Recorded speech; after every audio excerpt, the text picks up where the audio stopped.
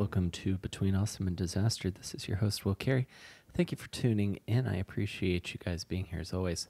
This is a special Wednesday episode of the podcast. The reason we're doing a show Wednesday, I just recorded this last night. My guest on the show today is comedian, actor, voiceover artist, and one half of Sam and Bill. Sam Haft is on the show today.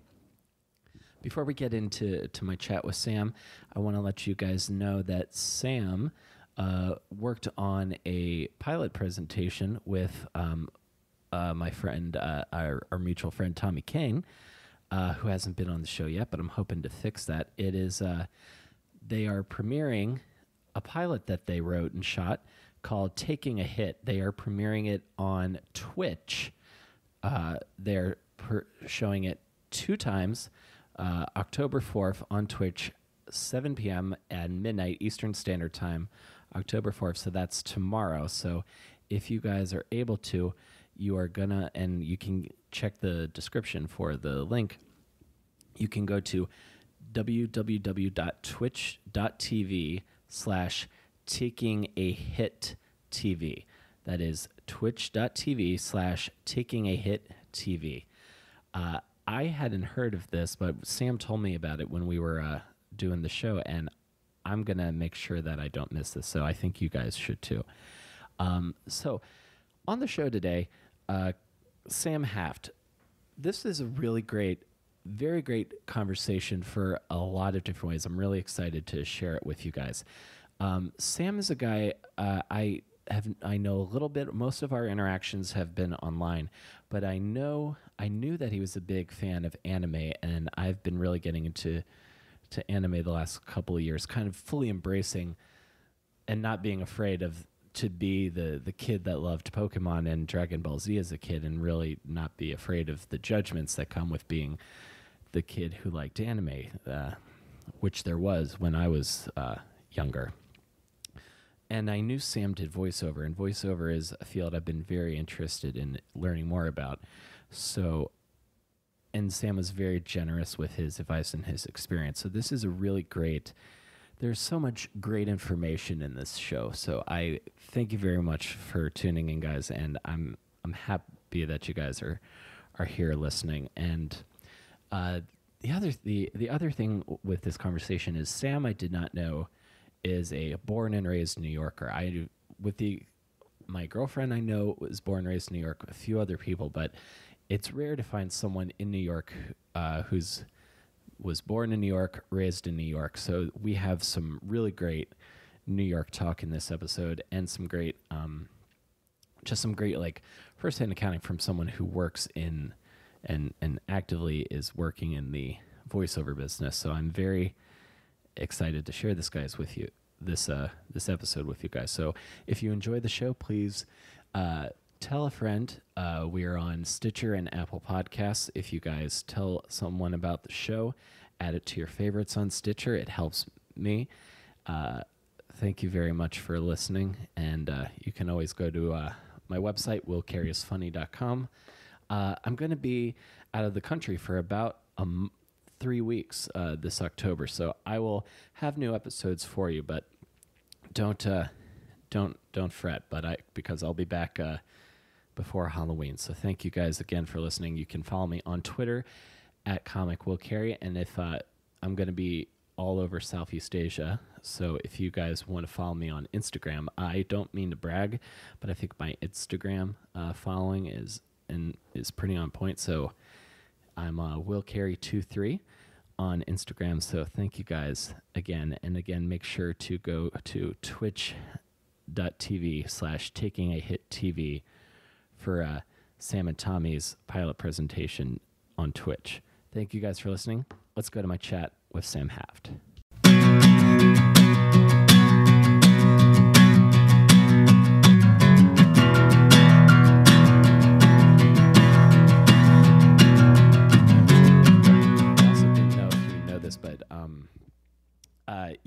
You have a podcast, yes? Yeah. Well, I had a podcast. Well, no, actually, oh my God. I had a talk show podcast for a long time, Now I have a D&D podcast. So I can't believe I was just like, no, I do. Yeah, I completely do. I know you do because you had an issue with your artwork on one of the podcast platforms, and you were talking to me over email. Oh my God. Yeah. Yep. That's very funny. Yeah, I think it was Stitcher maybe wasn't showing the. I like to surprise people with that. That's hysterical. Yeah. That's very funny. That's me because no one would ever know. Well, I love this. I love podcasting so much. Absolutely. Like it is the kind of just having these kind of like free flowing, like open conversations. I feel like you don't have these kind of conversations in real life anymore. No. I feel like most of my conversations with people are usually being like, hey, are we still good for that? Yeah. Okay. Dope. Like that's the whole conversation.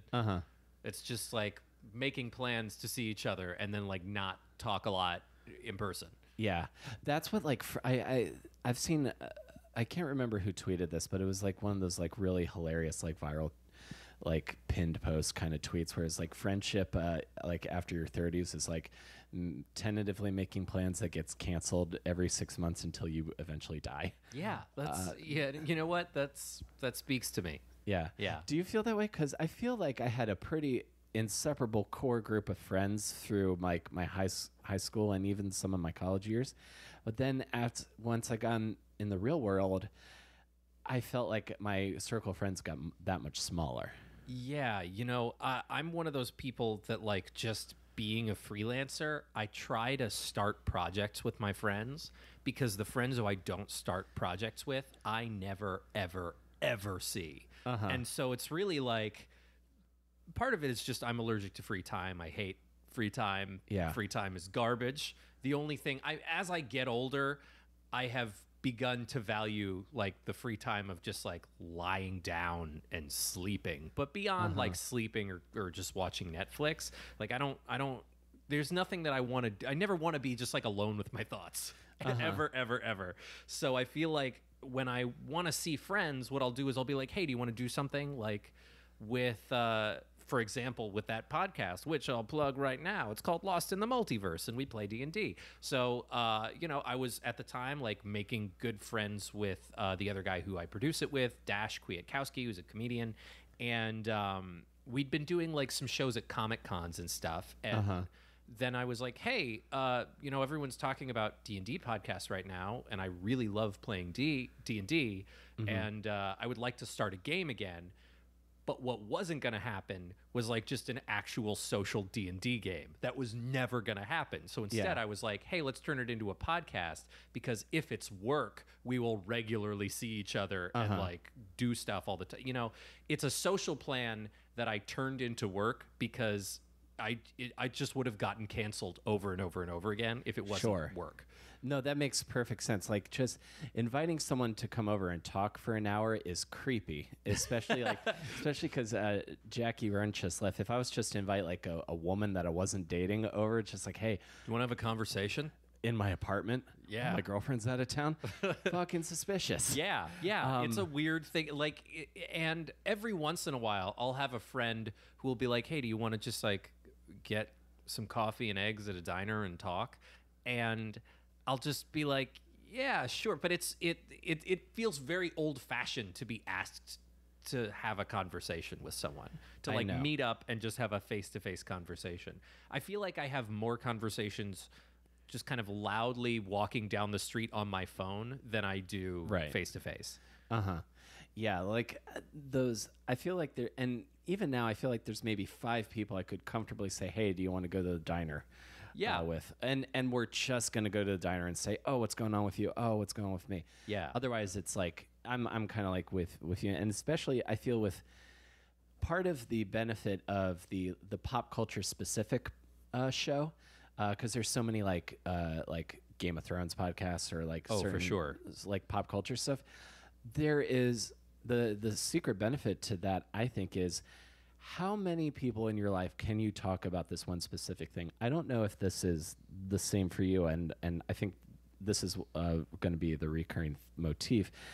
I don't know if you got into anime when you were younger, I liked a few shows, but when I was a kid, you were the weirdo if you liked anime, and you maybe had one other person you could talk to about it. Oh, for sure. And it was you being the weirdo with your tandem weirdo, secretly talking about this show that, like, now as an adult, you look back and you're like, everyone was watching that show. Everybody online, if like I could make references to, at the time, like, there were these shows and they were, you know, when we were in school, and I think we're around the same age. I'm in my late 20s. I think so. I'm 32, so okay, yeah, more or less. Yeah, you know, when these shows were on like Toonami and stuff like that. Yeah.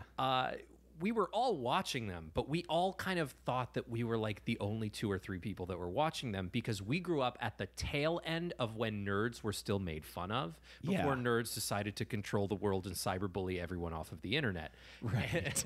I feel like, and this is like, stop that, by the way. Yeah, this is like a side hot take, like a little tangent hot take.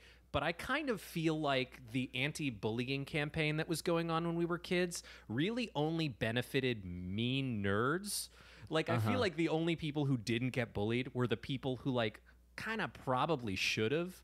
Like, all the marginalized kids are still marginalized and bullied at school, but the kids who are not now are, like, mean Star Wars fan kid who, like, thinks social justice warriors are ruining everything. Now that kid doesn't get bullied, and he becomes, like, the fucking alpha bully of the school. Yeah, he was like he would be like, if nerds are considered like a beta group, he would be the alpha aggressor of the base. He would be like, he's like the chihuahua that would like try to pick a fight with a much bigger dog, right, and then just get eaten, just right. Ow. And then just like normally, I feel like normally a person like that, there is something character building about realizing, hey, I'm not always the person who gets what I want.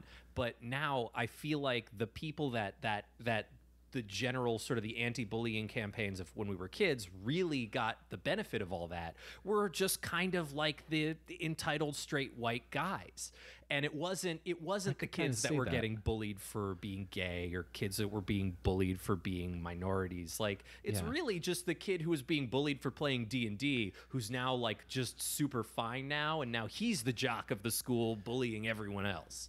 Yeah, exactly. And to think that like what was once like a niche thing is now just completely mainstream. Like the idea, I don't know if you saw this, but Crunchyroll recently did like a little mini documentary about a guy who plays for the Green Bay Packers, who's like just a huge anime fan. Yeah, and like, I'm sure that guy is cool, but there are like people that are now into things that they would make fun of me for being into that. Oh, for sure. Thing. Oh, absolutely. And I think that was one of sort of the secrets that came out, is that we realized that we were all into that stuff. You know, I could make a Dragon Ball Z reference, and every single kid that I went to high school with will get the reference. Like, it's just now that it's not made fun of as much, it's more openly in the zeitgeist. Everyone, there's nothing niche about the big series, like, you know, like Dragon Ball, like the Dragon Ball properties, like Pokemon,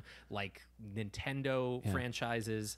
This stuff, I mean, the biggest selling culture in the world right now, first of all, video games are outselling the movie industry. Yeah. And then in the movie industry, the biggest selling franchises are stuff like Star Wars and Marvel movies that like, this is the stuff that we never dreamed when we were kids this was going to be the mainstream. We always thought we'd be playing off in some, and I feel like culture really embraced that sort of Revenge of the Nerdsy, Freaks and Geeksy sort of thing, where we always thought when we were younger, like, no, I'm going to be off in the corner with my AV club friends playing D&D in secret. Like that, that kind of being a nerd in private culture is so not the case anymore. Oh, yeah.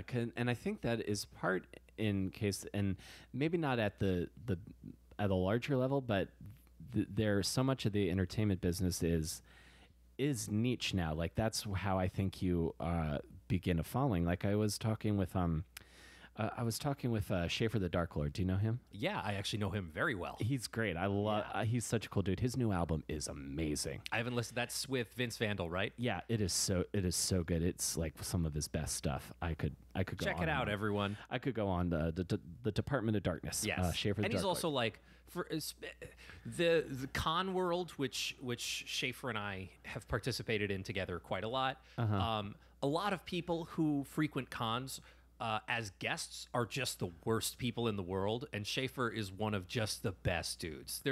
You never walk into like a Comic-Con green room and see Schaefer and you're like, oh god, this guy, which it happens constantly with a lot of people whose names I shouldn't name. And he's great. And he's great at breaking that shit down. It's like, no, fuck that. Yeah.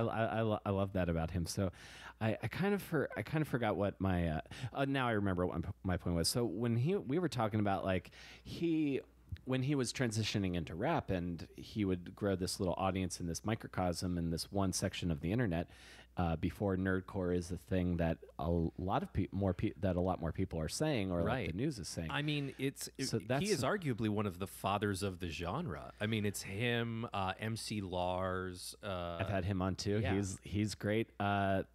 MC Frontalot, Megaran, they're all on tour right now.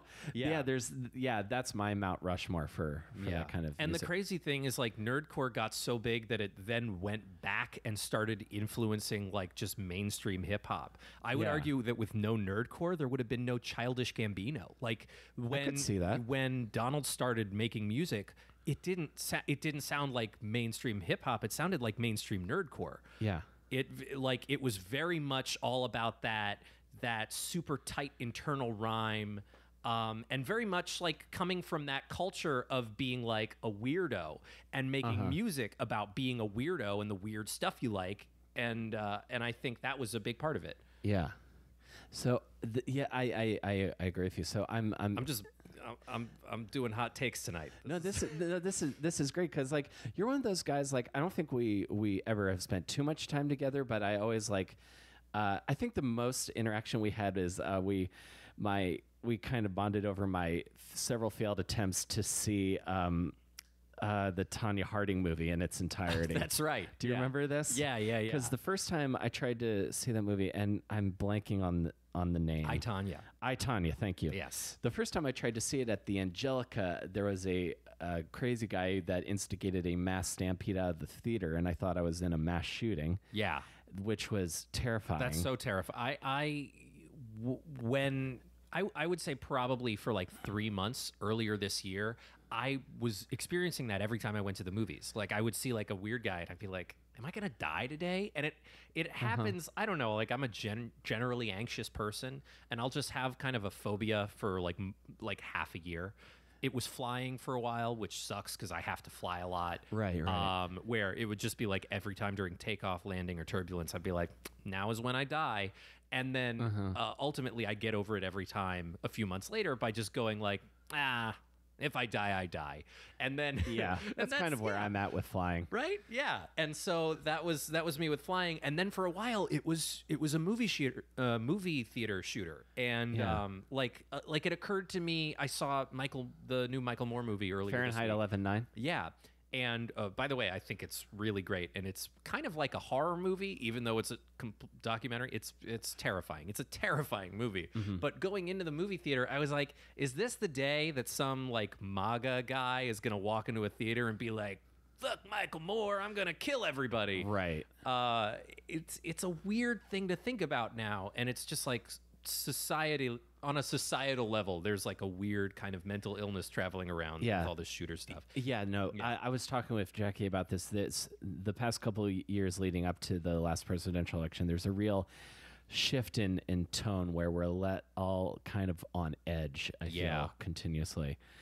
And I feel like there will be a time when we can all take a collective exhale, and it's going to be a couple years. I think it's still a few more years coming, but right, I, Tonya, So the first, out of the I ran. I waited for the stampede to stop, but I like put my head under I covered my head, got under the seats, and then ran out, and like my hands were never shaking so hard. So then the second time I tried to see it, the projector blew up before the like, this is what they're all doing now started. Wow. So I still have not seen it completely in its entirety. It's a really great movie.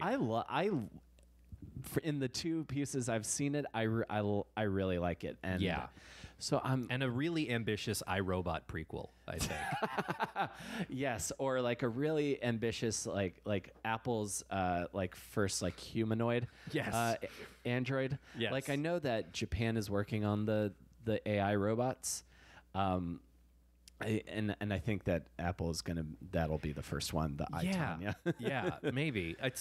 That'll be once Apple decides they want to be a company that makes things more convenient for people. Yeah. It's going to be like an AI thing that comes with all sorts of completely ridiculous dongles. It's going to be just like a walking dongle machine. Yeah, and then eventually it'll just be Blu-ray, and then you'll just have to figure it out. Yeah. So something I don't know about you, where did you grow up? I grew up in Manhattan. You're born and raised in New York? Yeah, one of the few. I have New Yorker superpowers. One of them is that I can't drive. One of them is that I know how crack smells. And one of them is that I can eat a full meal with cutlery while walking down the street. Ooh, that's impressive. That's my level 10 New Yorker. That is a lot. Paragon class New Yorker. I can eat a lamb over rice with cutlery walking down the street with a Nestea.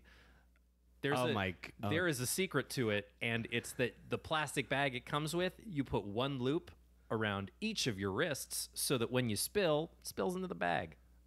That's a good idea. That's the move. That's a good life hack. I like that. I look like a horse that just learned how to be a person, just walking around with a feed bag. Right. Like you were a horse the day before, and then like somebody like made a wish at a wishing fountain, and now you're a human. Yeah. Just walking down the street eating a lamb over rice. Yeah. I always go for lamb over chicken usually because I don't encounter lamb much in my day to day. Me neither. And I feel like when I see lamb at a restaurant, it's like the most expensive thing.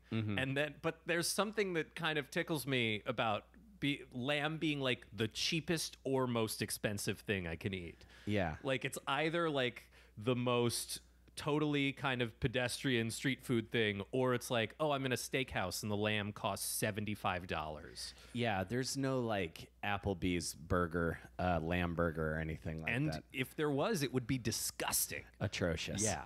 Yeah. I don't even think my girlfriend's born and raised in Brooklyn, so I don't even think she has those like next level like street food powers. So and you're in your 20s. So what year were you born? 90. Okay. So you so I'm thinking what New York was like. And did you grow up in Manhattan? I grew up in Manhattan. This is like the most you're the most New York person I've had on this show. A really cool memory being a kid in New York is that there was a horrible blizzard. I want to say it was 94 or 96. I remember the blizzard in 96. Yeah. Were you from New York? I'm from Maryland. Gotcha. But East Coast my entire life. Yeah. We got hit by that.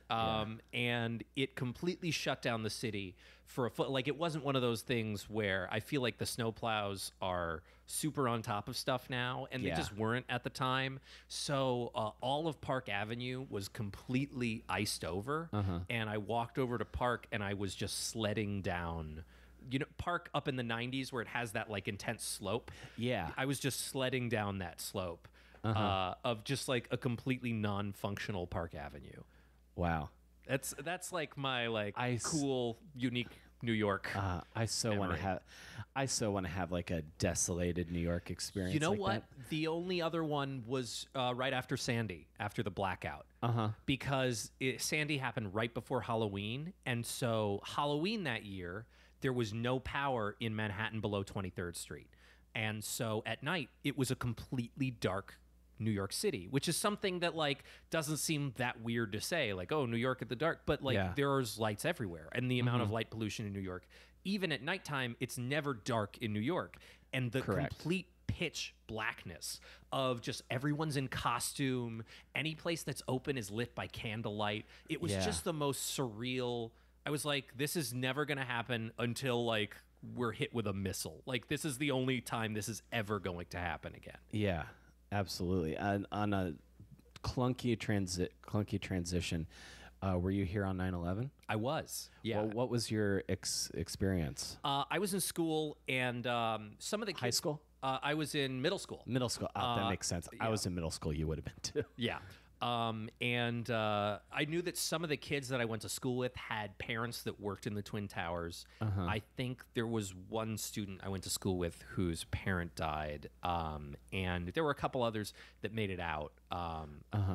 And it was weird as a kid being here for that because you didn't.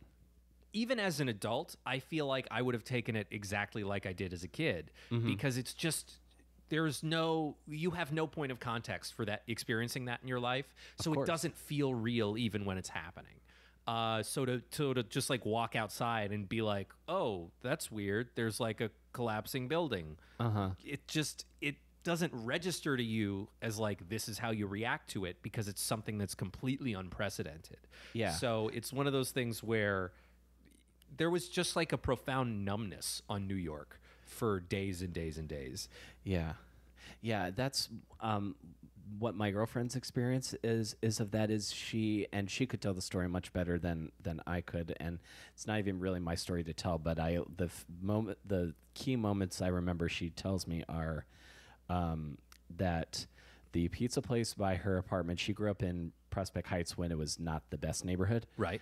And the pizza place just giving out pizza slices, I think. Her dad worked near, I don't think he worked, I can't remember if he worked in the Twin Towers or if he worked nearby, but he was getting a muffin when the second plane hit. Unbelievable. He paid for the muffin.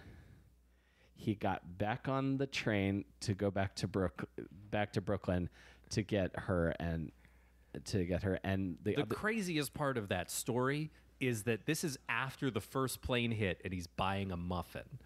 Right, like because I guess maybe they didn't see right away, but the second plane hit.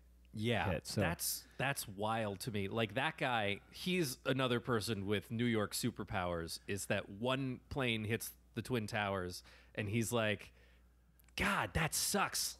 I need carbs. Like he's like, let me go grab a muffin.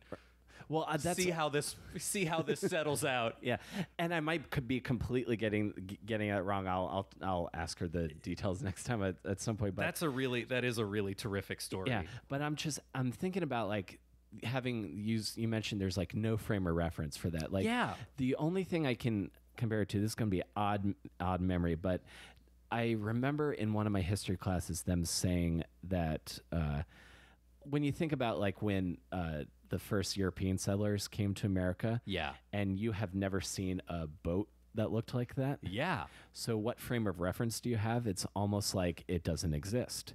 Right. So you have no frame of reference for pure abject horror. Oh, totally. Happening where you live. That's the only thing I can compare it to. This reminds me of like sort of like a little NeuroLinguistic nerd, sort of just to nerd out for a second, I guess. But there was a study done with sort of a kind of insulated subculture, and they did not have a word for blue. So when asked about what color the sky was, they would call it green. And until a word for blue was introduced, at which point it would be, but like, it's not just that they would call it green because they didn't have the word for it. It's that the discussion was they would observe the sky as green. Yeah. So the idea being that like this is about as cogent as just some guy going onto Joe Rogan and being like aliens, but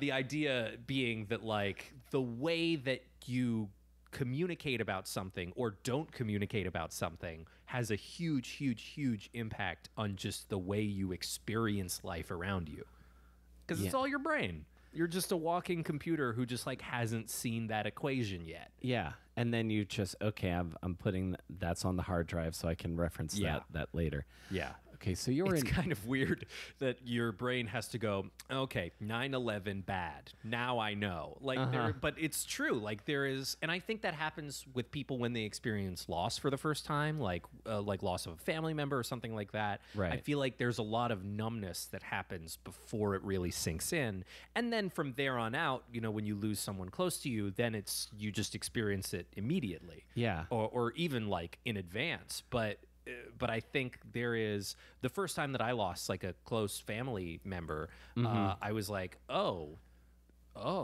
you know, it took a little bit. Yeah, because again, there's that sort of numbness, and like there's that whole theory of that the reason like your life flashes before your eyes and when you die is that's your brain coping with the trauma of your physical body dying.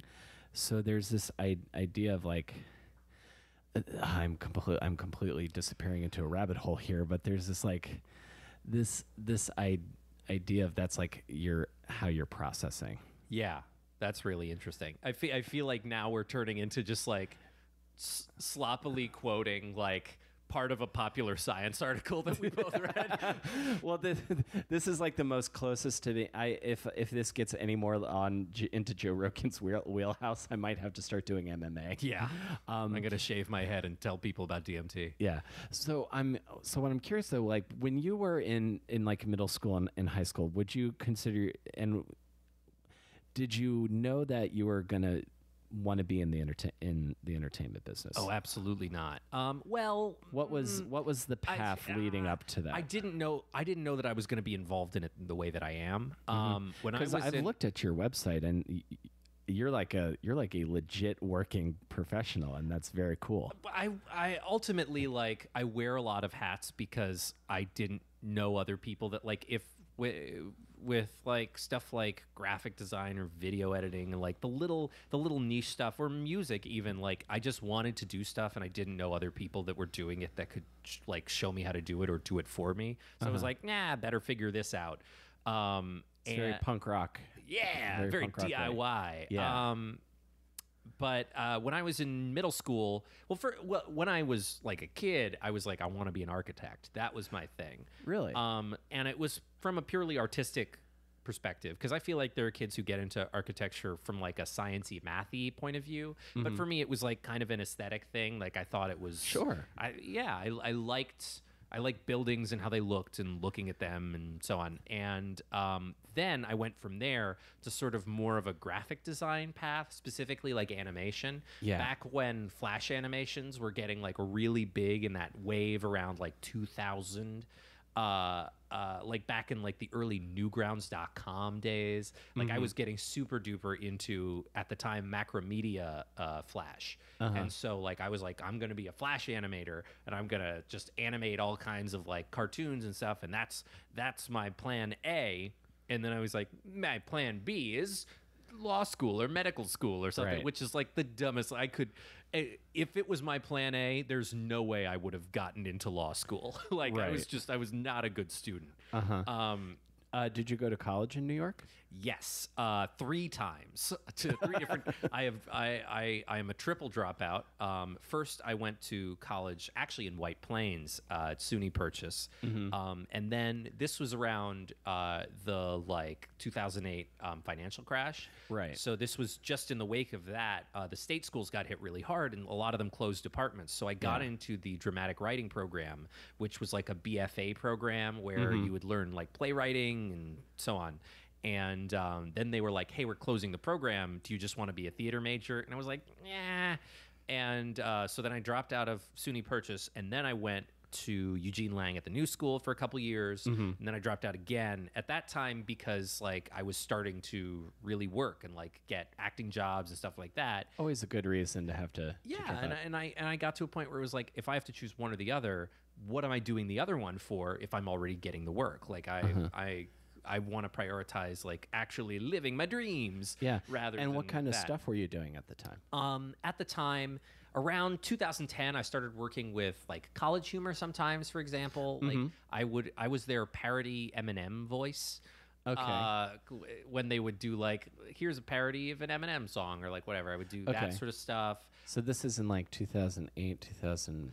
Yeah, this is around Eugene Lang segueing out of there and slowly dropping out. It was like kind of a slow burn dropout. Gotcha. Was I would say like between 2010 and 13, like somewhere between there. It was just like gradually leaving. And then I also went to Columbia for a semester. Okay. And dropped out after one semester being like, nope, I can't do this. There was a moment where I was like, you know what? I can do this. I can get back into school. And part of it was like, I didn't really think I could do it. So I just applied to Columbia being like, I'm not going to get into Columbia. And then I'm going to be like, well, I tried. But then I got in. And then so I went for a semester and I was like, there's no way I can balance this. It's just completely impossible. And being on campus, and at the time I was like 24, being on campus again as a 24-year-old is completely surreal. I assume you went to college like 18 to 21? Yes. So I graduated from college in 2008, so that would have made me like 22. Yeah. So yeah, young. Going back to college in your 20s, like when you've already been drinking and paying your bills and stuff, like being an adult. Yeah, it's so weird. The entire semester was surreal because I would just be living kind of my stressful freelancing life, and then I would get to Columbia, which has like a real campus, and the moment I'd step on campus, it was like being on Xanax. Like I was like, oh my God, I don't have any problems. I can just hang out on the quad and go to the sandwich store. And it's just this really weird experience of having that feeling and going like, I didn't recognize that this was how college felt when I was in college. Right. The lack of the like, you could just kind of be like, Jesus, take the wheel. I can't, there's nothing I need to do. You know, like you're on train tracks in college, even though you have all your electives and you can choose if you want to go to class or not. You're on rails functionally. College is a linear experience from front to back. Yeah, and then you get out of it, and you're just like, life is chaos and horror. And then you go back, and I was just surrounded by people where it honestly, like, it got very misanthropic. Like there was an element of like, you stupid kids have no idea what's out there. You became a curmudgeon at 24. I became a curmudgeon at 24, and I would just kind of sulk about it and eat some soup. Yeah, my view of college, at least, and especially my experience, is that it's like being an adult but with training wheels. Yeah. And then after you graduate, you've been riding a bike with training wheels, and life is like, hey, ride this unicycle over this rope and all of this broken glass that we've set on fire. Yeah. The funny thing about college is also like, what an even playing. I mean, it isn't really, but how much more of an even playing field it is than real life, in that you've all mostly got the same problems, but then you get out into real life, and like the college kids who like all went for like business majors, they're like, man, got my entry level $120,000 a year job, and then you're like, oh my God, my life is chaos. I can't afford to get my teeth fixed. Like, you know, the sort of, you don't get hit by the class system as hard in college until you get out. And it's definitely there, because there are like the rich kids and there are the poor kids at college. That's very much a thing. And I'm saying this as someone who has like dropped out of college because I can't afford to do this and keep working. Like, I very much get that. But the difference between the class difference in college, in spite of all of that, you're still in classes together. You're still around each other. You are still confined to the same space. And then after college, it's just chaos. You're just out on your own, and there are all these people like shooting away from you financially and life responsibility wise, and like putting a down payment on a house. And you're like, I did a stand-up set for chicken wings today. You know, like it's that disparity exists in a huge way when you rocket out of college. Yeah. But then also at the because then also because it sounds like between your second and your third goes, there's still a fourth time we could still get you into NYU. It's true. That's true. NYU, and then I'll hit Pace and maybe Brooklyn College. And then do DeFry just for the New York hat. Need trick. to round it out. Yeah. and then between two of your college tries to then actually be doing the thing that you're pursuing. That's got to be a mind trip as well. So you're doing, and this is probably, was this College Humor like when like Streeter Seidel and the and, back in the Streeter Seidel, Pat, I forget his name, but he writes on Sam B now. I know the guy you're talking about. Glasses, bowl cut, and then I can't remember her name, but didn't someone from College Humor go on to write at SNL? Yeah, I think so. I think actually there've probably been a few bunch. And I know Dan writes for Last Week Tonight. Right, Dan writes for Last Week Tonight, and I think Streeter wrote for SNL too, didn't he? I seem to remember. Yeah. You're totally right. And Ben Joseph. Yes, Ben Joseph, who would write all the Eminem parodies that I did. He went on to write for The Simpsons. Oh, that's awesome. I love stuff like that. It's fun. Yeah. It's fun to see people sort of grow in your industry, and like eventually everyone either quits or is doing something amazing. And so ultimately, as long as you keep track of it, like you're going to find, hey, I was doing sets with that person back when blah, blah, blah, blah. Yeah. When I was going into work one day and I was just kind of sleepy walking out of the subway and I walked by Adam Conover on a billboard, I was oh, man. Yeah, he was one of those people who, like, you'd see him at a mic or two. Same thing with, like, Michelle Wolf, who would do, like, 9 mics a night. Yeah. I remember. Yeah, I remember like my days like doing the pit mic that Michelle would host. And I think me and Adam Conover were on the same Laughing Devil audition show, like on like a Wednesday. Adam did my. This was before True TV, but when he was already starting to like sort of make a name for himself. He did. I had a variety show at the Stand Comedy Club for a while, and he used to do that one. Nice. Yeah. And just we're basically, we're like a couple steps away from being on the porch and just like with like a glass. This like, one time. Yeah. So you would do stuff with College Humor, and so did you think you were going to be? Were you doing comedy at that time also, or did you think you were just going to be an actor? I actually did voiceover before I did. Great. This is exactly what I want to talk about, because I don't know if you had a moment like this, but I recently hit upon that if I could start making some inroads into voiceover and anime specifically, like I had this whole because I loved it when I was a kid, and I went to Japan when I was 30 and completely let go of worrying about being the white guy who's into anime. Japan is I was there in April, and there are very few trips where at the end of it I'm not like, hey, that was fun, I'm ready to go home now. Japan was one of those places where I was like, I could just live here. Like it's a very fun time. Yeah, it really kind of grabbed my heart and my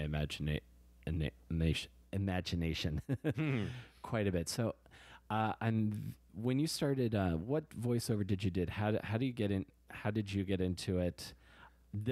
I'm asking you for a lot of advice right now. So I started voiceover. I started voiceover before I wanted to be in comedy. But my senior year of high school, I did a play for the first time, and I got interested in acting. And immediately in my last. It was sophomore year of high school I did that play. That's right. And that's what got me into acting. And once I started getting into that, then I started just auditioning for all kinds of stuff. Like through Craigslist, I would audition for stuff. Oh, yeah? Because there weren't a lot of resources at that time. Yeah, there wasn't like Backstage or Actors Access, none of that. So I was just auditioning for stuff through Craigslist. And one of the things was for a sketch group. And I auditioned and got into the sketch group in 2008. called American Candy, which is still around. It was founded by a very cool, funny person named Holly Harper. And I started there, and this was them forming the sketch group too. So like this was their very first show when they first started out. Yeah. And I started doing sketch shows with them while still finishing high school. Which I didn't. I also didn't realize like how young that is to start doing like live performance and comedy and stuff like that. Yeah. So it started with that, and then at those shows, I actually got scouted by an agent at an agency called Carson Colker, and then they said, "Hey, have you ever done voiceover?" And I said, "No, but I do a lot of impressions and voices and stuff. It never even occurred to me. Yeah. I do voices in my own stuff because, again, at that time, I thought I was going to be an animator. So Right. I was doing voices in my own, like, little cartoons. Yeah. And at that point, when they said, have you ever done voiceover? Just like something, it was like a piece of glass breaking where it was like, oh my God, that's a real career. Yeah. And then I started getting into it very enthusiastically. They started sending me out, and it was really in the commercial world that I built that career, because also like the anime world pays very poorly. So Yeah, the I've commercial heard that world, too. the commercial world is really the only place where you can make a living in voiceover. And and that's so I started that stuff. I would say, 2008, 2009, long before I ever started stand-up. Even though I was doing sketch, no part of me was like, I want to be a comedian. I want to do comedy. For me, it was like, I'm an actor, and I get to do comedy scenes. Yeah, I make that same distinction as well. To me, being a sketch or a comedy actor is very different from what totally. a comedian is. Yeah. Oh, definitely. Absolutely. Yeah. A comic, being a stand-up, has its own sort of special sheen of sadness and misery to it. Yeah, well, there's this sort of like it's like the difference between being in a band versus being like a singer-songwriter. Oh, totally. Like you have like a crew and you hang out with your crew. I played in bands when I was in college. I was studying theater to be an actor, and I was playing in bands, and then started stand up like very late. But there's like a camaraderie to that, totally. where you do the show, you hang out after the show, and you're friends, and then you break down and get ready for the next show. Yeah. Whereas it's more theater than it is stand up. For sure. Absolutely. Whereas like stand up, I feel is like it's this very solitary pursuit, and yes, you'll have your friends, but it is ultimately a solo game. Yeah, I mean, a sketch is football and stand up is golf. Yes, 100%. I agree with that analogy 100%. So you started with commercials. So you have an agent, and they are just enthusiastic to send you out on this. Yeah, and because I've done a couple commercials, so I'm a little familiar with. Yeah, and also I feel like when people get an agent and start working with an agent for the first time, you normally get like a month or two of like enthusiasm where they send you on some stuff, and I was just really, I mean, a lot of it is luck. You know, I was lucky enough that I booked some stuff pretty quickly. Yeah. And when that started happening, like then I started getting sent out more and more seriously, and so on and so on. And so all of that stuff, like really, it was just about building momentum. And then as I built momentum, I built experience, and I built sort of a network of people who knew they could trust me to do a good job in commercial stuff. Yeah. And you know, I feel like through all that experience, then you internalize technique that you never really have to think about. You know, it's sort of second nature, just because it's stuff you learn by doing, not by studying. Sure. But since then, I've taught classes, and I've had to figure out like, hey, what is my technique? How do I look at this? And what is interesting about it is that my day jobs at the time were also like the day jobs that I had. Other than I was a maitre d' at the Stand Comedy Club for a while, but other than that, all of my day jobs have been in advertising or marketing. And part of it too is when I got into these rooms, even like internships in high school too, with that stuff. And so when I would get into these audition rooms and I would see this ad copy, I would just say to myself, how does this commercial sound?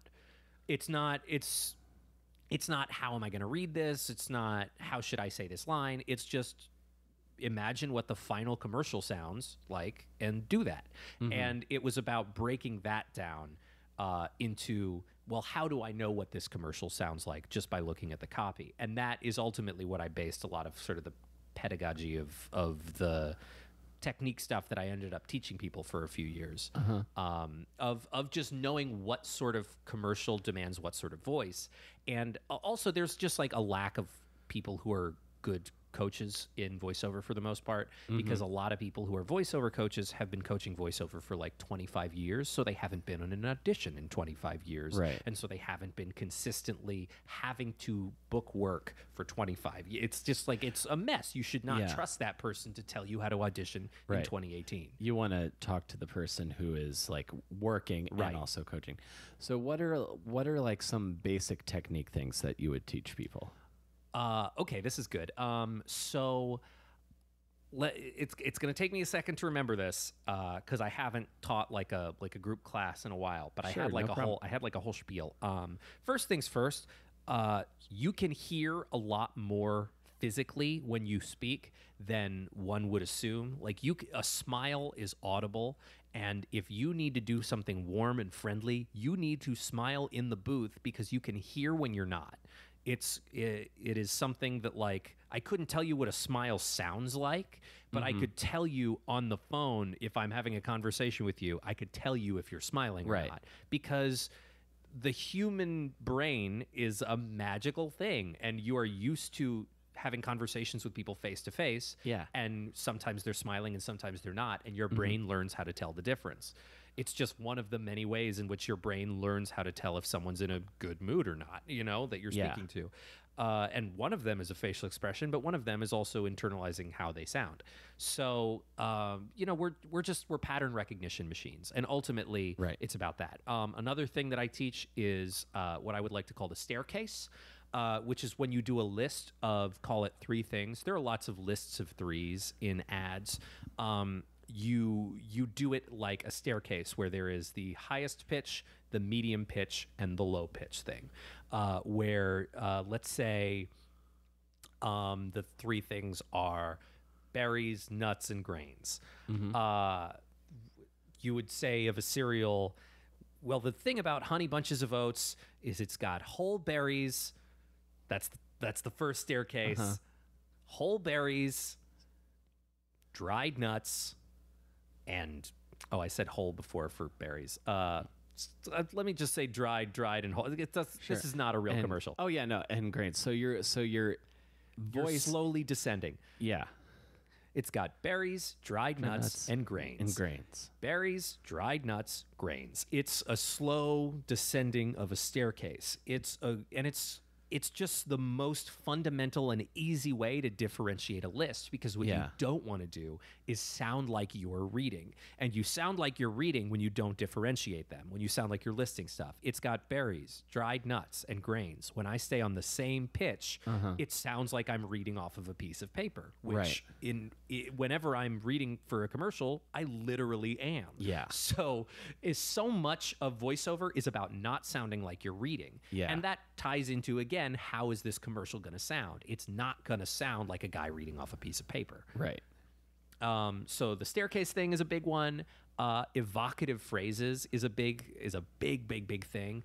And this is one of those things that also takes experience to learn how to recognize them. But it's also just knowing how commercials sound well enough to see that when, if this cereal commercial says delicious whole grains, that I need to make the word delicious sound like I think it's delicious.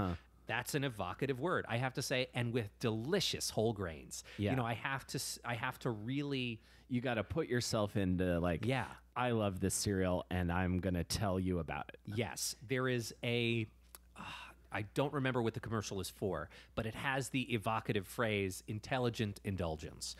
So, and that's a really good one. That's a real good one. Yeah. Intelligent indulgence. Yeah, that could be about so many different things. Yes. I actually think it's about a hybrid Escalade.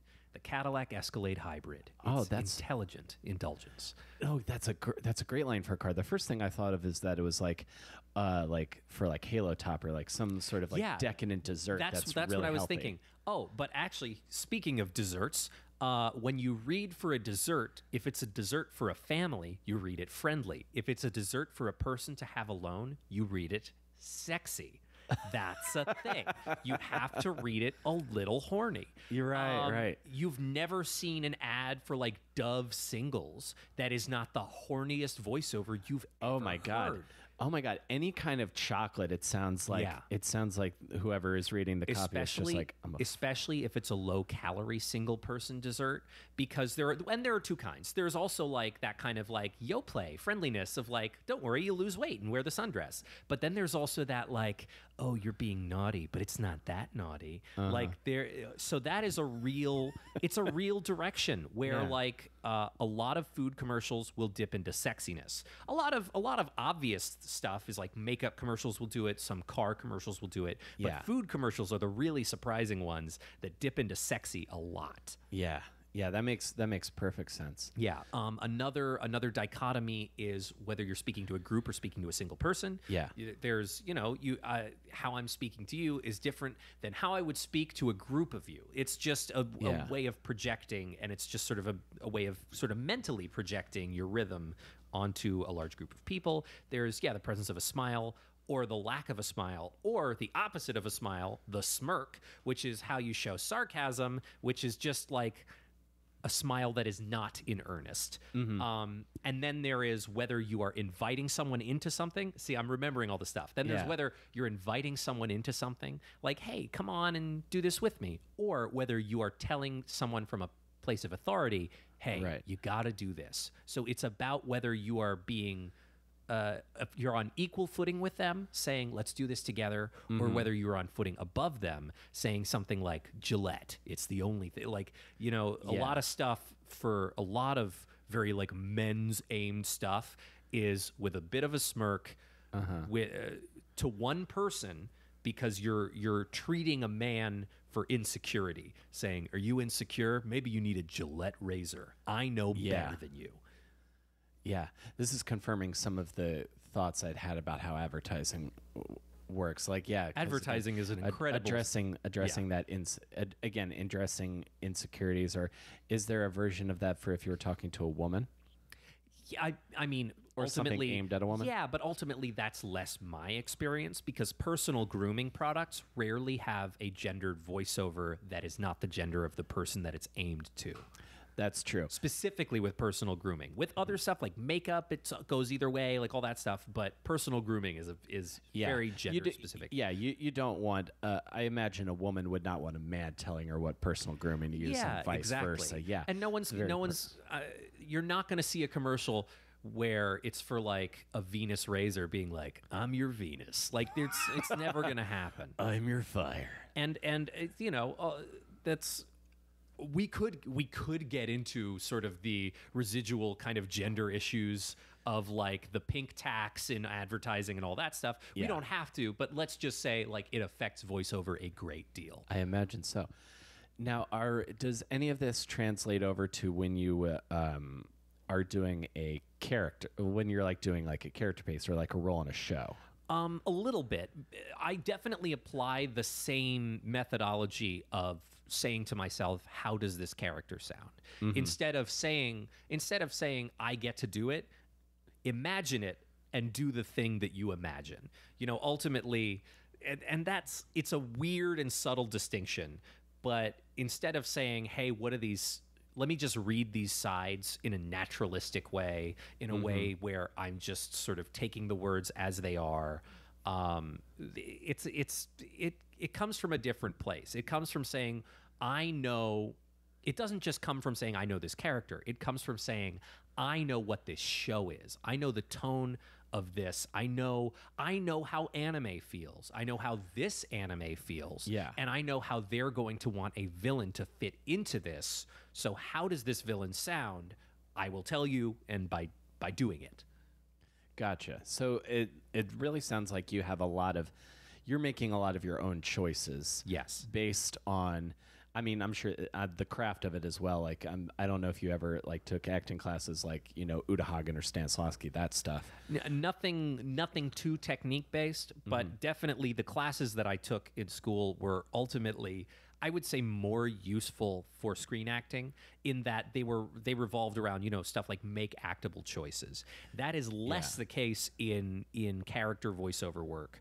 And I would get some flack probably from other people in the industry, but because there is definitely a chip on our shoulder as voiceover actors where we don't want to be looked at as easier than acting. And I would say voiceover acting is acting, but it's different. And I'll be honest, yeah, it's easier. It is easier, but it doesn't mean that anyone who can act can do voiceover. It's a different skill. I think it's an easier skill than screen acting, but it is its own skill. Oh, absolutely. Because there are certain like visual things that you don't have to do, and and I don't know if I've never had to pay other than smiling in the booth. I've never had to pay attention to what my facial expression is. I've never had to in the voiceover world. I've never had to memorize my lines. There's a lot that you don't have to do. At the same time, because you don't have those tools like facial emoting and, well, I wouldn't call line memorization a tool, but because you don't have the tool of facial emoting, you also need to add something of your own, which is a little different. And it's also why voiceover acting roles tend to be a little bit more over the top. Yeah, I'm thinking of this very specific scene from an anime I like that. What's the anime? Sword Art Online, we were talking about a little bit. I don't know if I could tell you what is happening in it without kind of some spoilers, but I'll just say it's a very there's one character is very tearful, heightened emotion. There's a lot of crying. So I'm just thinking of someone who has to bring themselves to that place alone with just a vocal director. Oh yeah. And it's very different. And how difficult that is when you don't have someone else to play off of. Yeah, and that's another one of the difficulties that exists in voiceover. But at the same time, I feel like voiceover attracts a lot of goofballs because it becomes a lot of people who are very comfortable just acting out that big alone in a booth. Yeah.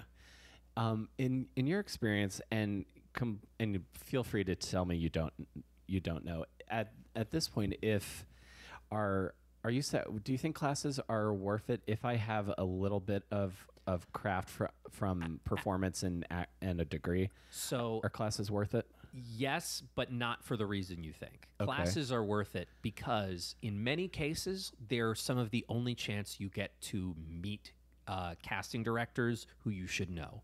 Okay. A lot of casting directors, especially when it comes to voiceover work, they have their list of people they send everything out to, and nothing gets sent out past that list. A lot of like Pokemon's not making posts on Actors Access, right? So they have that list of people who they know, who they have worked with, who they send that list to, and a part of it is like if you don't have a reference to get on that list, the only way to get on it is to meet them and do voiceover in front of them, which involves taking classes from or with them. Yeah. So so I would say classes are. It's kind of like, we almost touched on this a little bit because we talked about going to college, and college is a place that forces you to meet other people, and you don't get that in adulthood. And taking acting classes is a way to artificially get that past college, where oh, I know them because they taught me, or oh, I know them because I taught them, or I know them because I took a class with them. That sort of meeting people in the industry, it happens in classes better than it would anywhere else, because also you're not going to be at a party with the director of Yu-Gi-Oh! And say, hey, you want to hear me do some voices? Whereas if you took his class, he sure would hear you do some voices. Right. Now that makes perfect sense. I'm making plans while we're talking. Yeah. His name is Darren Dunstan, and you should take his class. Yes, I've heard that name. I am going to take a class with him because everybody actually in the first generation of Yu-Gi-Oh! In Duel Monsters, he was the voice of Maximilian Pegasus. Oh, excellent. Yes. And again, that's the example we're talking about. You take classes from the people who are working. Oh, totally. Yeah. How much have you done any animation? I'm curious what stuff you've done. I might have seen it. So I have done Pokemon and Yu-Gi-Oh! Oh, nice. Are the two big, and I've worked with a studio called Media Blasters, which operates out of New Jersey. Cool. And they mostly do like indie titles. They get, a lot of it's kind of goofy harem stuff for the most part. I think they're turning less into a PG-13 studio and more into like an X-rated studio, to be honest. But so they're doing hentai next. Yep. And all right. Oh, I mean, they already are and have been for a long time. But Pokemon and Yu-Gi-Oh! Primarily, because like there's also not a lot of anime that records out of New York. That's what I've heard. I know. Yeah, I know a lot. There's 3 Beep, which doesn't do much anime. They do a lot of imported cartoons. There is 4K, which do Yu-Gi-Oh! And they also did that Pinata Animals kids show. A lot of these places also do kids shows. Yo Gabba Gabba? Oh, no, it wasn't Yo Gabba. I wish it was Yo Gabba Gabba. I can't think of Pinata Animal Show. And there's Big Yellow Duck that does some Nickelodeon and Nick Jr. stuff. There is someplace down in the financial district that does some Nick Jr. stuff. There's a little bit of Nickelodeon stuff here because there is a Viacom office. Right. But most of Nickelodeon stuff records out of their studio in Burbank. And then there is DuArt, which does Pokemon here. But for the most part, there's just not a lot of anime here. Oh, and NYAV Post, which is Mike Sinter-Nicholas's company. Yes, and I know them because they did the English dub of Your Name. Yes. Which is easily my favorite anime. Yeah, film and a sentence. NYAV. It's very funny because like you've got these studios in New York that do Pokemon and Yu-Gi-Oh! Are very kind of heightened and over the top sorts of acting. But then you have NYAV, which demands very naturalistic delivery in there because they typically do features, and the features are normally dramas. Yeah. So it's very different going from one to the other. It doesn't translate completely. Huh. Who were you on Pokemon? Mostly actually Pokemon, mostly actual pocket monsters. Oh, yeah? Yeah. Cool. So Metapod and Scyther and Marowak and an Alola Pokemon called Tapu Bulu. Yeah. Okay. Yeah. Because I play I'm playing. Well, I beat Pokemon Sun, so I still have to work through Pokemon Sun Ultra. Yeah. Tapu Bulu is He's the bull guardian Pokemon. The grass fairy one. Yeah. Yes. Yeah. I did those. Probably a couple other creatures I forget. I have a voice in the Pokemon movie that's coming out. Oh, awesome! In like a month. Through, I think they do it through like Fathom events or stuff, but they sell out a ton of theaters. Oh no, I'm on all those lists because I've gone to Your Name and of course that was a Fathom. When the Promised Flower blooms, I'm going to the 30th My Neighbor Totoro tomorrow. Awesome, that's super cool. Yeah. I was upset that I missed Perfect Blue, which was in theaters recently. I had never seen Perfect Blue before, It's incredible. It's amazing. I went with Sam Z. Do you know him? It blew a little bit, yeah. It blew my mind. I thought my it God. was... Well, also, have you seen Black Swan? I have seen Black Swan. Yeah, like Aronofsky, not only did he like cannibalize Perfect Blue to make Black Swan, Aronofsky owns the rights to Perfect Blue. Yes, and I heard he did that so that he could recreate the screaming in the bathtub scene for Requiem for a Dream. Yeah. It's one of his favorite movies, period. Yeah. There are a lot of guys like that in entertainment who like adore anime. Robin Williams was one of those people. He loved anime. Oh, I didn't know that. He was a huge anime fan. Oh, that makes me love him even more. Yeah. He liked, what did he like? Dead Leaves. Have you seen Dead Leaves? No, It's bizarre. It's very Tarantino-esque. It's like... Good, I love shit like that. It is... I would compare it a little bit to Fooly Cooly. Okay. In that it's just... First of all, there is a character with a TV for a head, but it's also like... It doesn't look like most anime. It's very like... exaggerated stylistically. Yeah. And it's very... But it's also like super flat. There's no shading, none of that stuff. What else? Last Exile, Serial Experiments Lane, which just celebrated its 20th year anniversary, which is what a prescient show that was. You should see it if you haven't yet. Serial Experiments Lane is if David Lynch made The Matrix as an anime. It's just about virtual reality and who our virtual selves are and how they differ from our real selves. And if they take on like real personas as real people, it's incredible.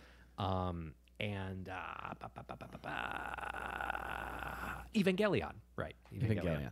Which everyone loves Evangelion. Oh yeah, yeah. Because I've only been like really like pursuing stuff like deep diving into it the last couple of years or so. So I'm still with like the basics like One Punch Man and My Hero.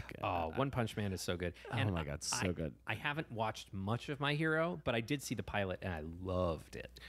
Yeah, I've seen like I actually have some friends on My Hero. Oh, that's awesome. Yeah, so like actually speaking of, talking about this in comedy, like starting with people in the industry and then watching them grow, like I started in like forums for amateur voiceover acting with guys like Justin Briner, who's the main guy in My Hero, guys like Clifford Chapin and Bryce Papenbrook, I think, was on the forums as well. A lot of these people who like direct these shows, who act in these shows, most of the cast of like stuff like Seven Deadly Sins and like Attack on Titan and My Hero and Agresco. Yeah. Like just it's amazing how like the people and to be fair, like these are mostly the people who are like, I'm gonna move to Texas and work for Funimation because Funimation licenses the biggest shows. Unfortunately, they also like pay the least. So unless you want to restructure your entire life about like working your ass off in Texas for like not a ton of money, I feel like it's too late for me to do Texas. I'm going to do Texas when I'm comfortable enough in my career that I can just like take 2 months off of everything I'm doing to go do a show down there. Yeah. Yeah. You got to when it makes sense. Yeah. Yeah. Texas is hard to do full time. It's a lot of those people who are in that, like they moved to Texas right out of college and like beyond doing it right out of college, I just don't, it's really hard to do like as an adult to restructure your life around the Texas scene. Yeah, exactly. So that's why I'm thinking I love New York. My roots are in New York. I still have never even physically been in Los Angeles. Really? Yeah. LA is a place that I would do more. Also, there's like a lot more of the cartoon industry, like the Western cartoon industry exists in LA in a big way. AAA gaming voiceover exists in California in a big way. So like, the ability to be in big video games and cartoons exists in LA much more than it does here. That's for sure. Yeah. David Hayter's another voice guy I look up to. Really amazing guy. Yeah. He seems like a pretty cool dude. Not only is Metal Gear Solid like one of my favorite games of all time. Yeah. But the fact that he also is a screenwriter and wrote The Watchmen and has acted in movies, like he wears a lot of hats. Dude, yeah. I feel like that happens in voiceover too. Like there are a lot of people who also like have a band or do a thing. There are a lot of people that have a secondary skill because it takes years and years to be able to go full time in voiceover. Yeah. So I feel like you have to do something else, and so people sometimes end up, simultaneously building up a second completely different career. Yeah, and I think that just I think enriches people as performers, and definitely again I never think it is. I'm kind of like you. I don't think it's ever bad to be doing too many cool things. Yeah, that's kind of where I am at. I sometimes have to make maybe a few more balances for my personal life and such, but ultimately different cool things in different fields that's always going to be attractive for sure. Yeah, and I feel like I say yes to things until it would ruin my life to say yes to the next thing. Yes, that's a pretty good modus operandi. Yeah. I get to the point where I was like, man, if I was doing one more thing, I would ruin my life, and that's the point at which I'm like, nah, I can't do that. I'm sorry. Absolutely. So. On a similar vein, this might be we might be coming in for a landing shortly. I'm curious. You've been a stand-up for how long? Since 2003. 13. So 5 years. 5 years. And how 2012, long have so six? Yeah. And how long have you been doing Sam and Bill? Actually, Sam and Bill have existed since 2009. Okay, so even a little bit longer than that. So I started doing music comedy before stand-up because I actually met Bill through that sketch comedy group, American Candy. Okay. And he and I were coming back from a gig one night, and I just had a guitar that we were using in the show. Yeah. And we just started playing music together, and we just started hanging out, saying, hey, do you want to hang out and come play some songs? And then I said, hey, there's an open mic later. Do you want to go do this there? So we started out just like playing cover songs for fun, and then I did that pathological thing I do where I'm like, oh, if I want this friendship to work out, better turn it into work. So, so that's how Sam and Bill was born, from the idea of like, if we're ever going to hang out, it's going to be through this. So better do this a bunch. Yeah. And this leads into my question about performing at the con circuit and the convention scene. And before you go, I think it's very cool that you worked with Rob Pervanian for some of your stuff. I remember just starting comedy and finding the Pachelbel rant in Baltimore, where I was living at the time. So I was just, I think randomly was like, oh, what's up with Rob? And then I was like, Sam? Yeah. I'm talking to him on Tuesday. So how did you get into like doing the anime convention circuit? I wonder how did I do the first one? So let me think about this for 1 second. I think the first one happened.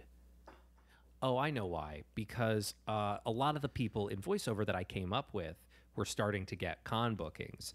And I was like, oh, that sounds fun. I want to do that. And honestly, it really just came from, at the time, most of what I was doing was Sam and Bill. And I was just doing a very, very little.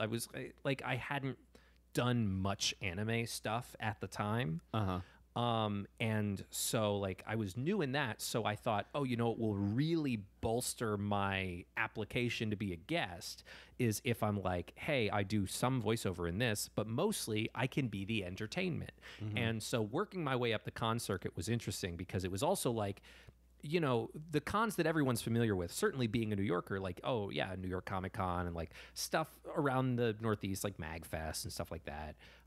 PAX East, that stuff. But there really is a pay your dues set of cons that like you come up doing real shitty ones, the same way that in stand-up there exists those like real garbage shows that you have to come up doing. There is the ambush bar shows of comic cons, I promise you. And they're like run by anime clubs in the Midwest, and like they just need something to happen because the college gave them like a couple grand to put something together. And playing that circuit is crazy. It feels like being in like the Blues Brothers, you know? There is that weird like, oh, I'm in middle America doing something very strange in a very, very small venue. There is that sort of that low end, to feel like a low end touring act.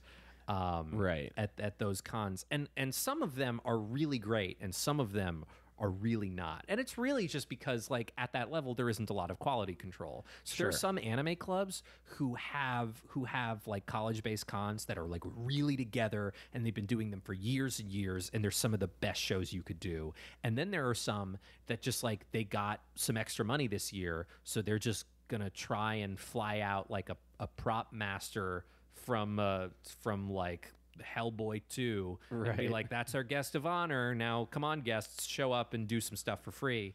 And those are they're really fun to look back at, but they're not so fun at the time. Yeah. Like I can imagine. So I just think back to my set in Istanbul, attempting to perform in Turkish and flop sweat bombing for 6 of 10 minutes. How good is your Turkish? It was not that great. I was listening to my act translated into Turkish on an iPod trying to memorize it, and wow, I got the How did you end up with a show in Istanbul? You know, this was a couple years ago. I think my girlfriend and I had only been together for like maybe under 2 years. Even less than that, I think, maybe a year. And she was like, oh, we should go somewhere for your birthday. Where do you want to go? And she picked Turkey because she had been there before. And I picked Barcelona. And I just went on Facebook, Googled Barcelona stand-up comedy, found a guy and messaged him. Yeah. And then Istanbul, she messaged somebody because... And they were like, you need to do your act in Turkish. Well, they said it's a non-English speaking crowd. So it's just like... I'm up for a challenge. What's the worst that's going to happen? I bomb. I've bombed before. I will bomb again. Yeah. But I closed really big by telling in English. I told 2 stories about almost getting beat up at a soccer match in Barcelona for wearing the away team's jersey. Right. And then I told a story about trying to learn Turkish, where a formal goodbye in Turkish is alasmadik. And then I said we have that as a goodbye in English also. That crushed, so I considered it a win. Nice. I was not enjoying bombing for 6 minutes, though, but I like telling the story now. You know, I feel like that's surprising to me a little bit because I've done a bit of traveling here and there and doing shows in places where you'd think like maybe not a ton of people would speak English. Like I did some stand-up in South Korea. But cool. For me, I've found English speakers almost everywhere at anywhere a comedy show is, and the reason is Australians. Australians are the only people I've ever seen who, when they are tourists somewhere, will find comedy. I've never seen I don't seek it out. Sometimes I'll seek out performing somewhere, but if I am in Reykjavik, I'm not going to go, hey, I wonder where a stand-up show is. And for some reason, there are Australians everywhere at every stand-up show I've ever been to anywhere on the planet. I don't understand it, but there's just always Australians.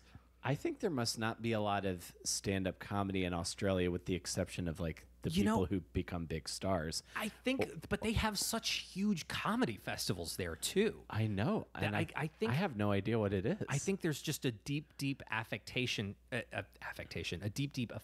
for comedy, but like much more so than. And we're in New York, like this is the birthplace of stand-up, and yet we don't have the affection for comedy like Australians, where they were like, wherever they are, it doesn't matter where. Yeah. A comedy night, that's what I want to go to. And we're both stand-ups, but I never think about it's Friday night. What is something me and my girlfriend could do? I know. Let's get tickets to the Comedy Cellar. Right. And there are Australians. I never think to do that. If you ever do one of the, and I don't like crowd work generally, but if you ever do that thing of like, hey, where are people from? You'll find an Australian. You never don't find it.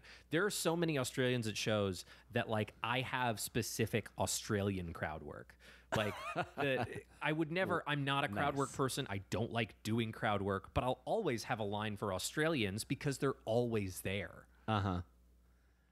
Nice. And for me, I'll ask if there are any Australians, and then I'll say Aussie, Aussie, Aussie, and they'll say oi, oi, oi, and I say that's like echolocation for alcoholics. That's a good one. I like that quite a bit. If you get back to Japan, I can set you up with a good English show in Tokyo. That's awesome. I had such a great time on this show. I literally performed the night we landed. So we flew for like, I don't know, 14 hours or something. And that's a crazy flight. What airline did you fly? I think we flew Delta. Oh God, flying to Japan on a non-Japanese airline is always miserable. I've noticed that because I went back this spring and it was my 3rd time there, but it was the first time that I flew there with whatever the main Japanese airline is, and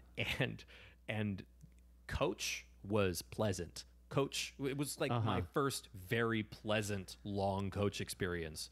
I could have done another 14 hours. It was wonderful. It was just nice. That sounds. I am wondering because my girlfriend and I'm actually going to be back in Japan for a couple of days. We're hitting like a bunch of countries in Southeast Asia. Oh, that's super cool. And I can't wait. But I guess I'm always afraid of, and this might be irrational, but I'm afraid of that Asian airlines have smaller seats for some reason, because I'm crushed. I'm 6'7", so Yes. I get crushed. You're like, on most planes. Yeah. Aer Lingus is a tight fit for me. You are a big human in America. Yes. I would say that I got actually more legroom than I'm used to, because I think part of it is that the consumer experience is more, at least the veneer of caring about the consumer experience is more present in Japan than it is in the US. Right. So in United, it's like, what are you going to do? Not fly? Like, so they just make coach smaller and smaller and smaller and smaller. So I feel like flying airlines, typically airlines that are just not American, are really, really, really tend to be nicer. Although my exception is I have discovered that Alaska Airlines in the U.S. is amazing because they bought Virgin, and Virgin went broke, I guess, buying all new planes. They have an all new plane fleet, which then they put themselves out of business buying, and then Alaska bought them. So now Alaska has reasonably priced flights on those brand new gorgeous planes. Wow. And so they have more room. They're just more they're just a more comfortable experience. I fly Alaska whenever possible. Excellent. I'm gonna remember that. The other airline I really like and is, and I'm not sponsored by any of them, but Emirates I found to be a pretty good experience. I've never flown Emirates, but I've heard their first class is unbelievable. Their coach feels like first class on other airlines. So their first class, just from like the pictures I've seen, must be like a first class cabin on the Titanic. No, I mean for sure. It's honestly like, I don't like looking at like someone's like, hey, look at my vacation pictures. I don't usually care, but someone was like, hey, I flew first class Emirates, and I was like, what? Please show me every picture you took. Tell me of more. Your seat. Tell me. He got like a shower or something. He like took a shower on the plane. That sounds about right. Yeah, it was it's like a hotel room. Yeah. Which is why like I don't follow Arsenal super closely, but Emirates sponsors their T-shirts. Yeah. So I'm thinking I got to get one so that when I fly Emirates next, I can be You like, could be like, huh? I could just be like, You hey, guys. exactly. Sam, this has been a great great conversation. I appreciate you being so generous with your advice as I seek other avenues in the entertainment industry. for sure. I always feel slimy trying to ask for help about, but but for stuff I just want to do so badly. Also, like nobody does it without help. There's nobody in the world who does it without help or ever has, because there's also like, we don't live in a time where someone's going to see you in a mall and be like, hey, you want to be in the pictures? Like, no, that doesn't happen in the world of 2018. We're all just like living barely. And we're just all just trying our best. And I feel like there is no way to make it without help. Yeah. Well, I appreciate it, man. You have something going on this Thursday. So I'm putting this up on Wednesday, which will make the date tomorrow. It will be tomorrow, October 3rd, when you're listening to this. So what's going on Thursday? So I co-wrote and directed a show. I don't know if you know the comedian Tommy Kang.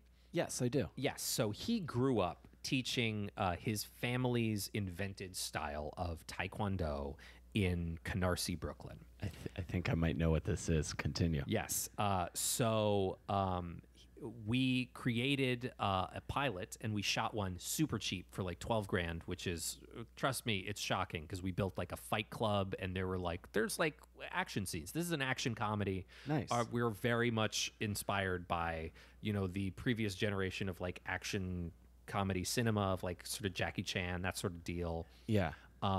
Except, we're trying to pull all the stakes out of it. So instead of being like, oh, you need to do this or someone's going to die, it's more like, hey, I'm a martial arts instructor, so I just get my ass kicked all the time. Which is, if you talk to Tommy, like that was very much his experience. He spent a lot more time getting punched in the face than most people growing up. Right. So we created a show about that, about his upbringing, in and around his family's martial arts school, and it's called Taking a Hit. And we have a premiere on Twitch tomorrow, Thursday the 3rd. It's twitch.tv/takingahit.tv. All one word, Taking a Hit TV. I don't know why people even say all one word when they're talking about URLs, because it's always all one word. Of course, it's all one word. But so yeah, it's twitch.tv/takingahit.tv. We are screening the pilot once at 7 o'clock and once again at midnight. I'm speaking about Eastern Daylight Time, so New York time.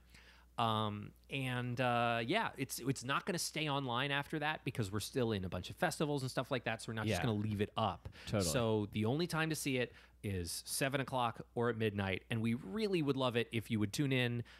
If you would tweet about it, saying with hashtag taking a hit.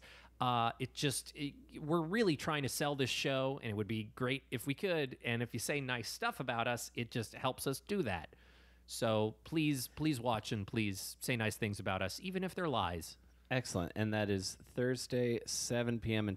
and midnight. Yes. So I will definitely be able to check that out. So thank you again, Sam. And thanks for having me. This was great. Maybe we should work on something. I don't know what it is, but we'll figure it out. We'll figure it out. Keep this friendship going. Thanks, man. Thank you.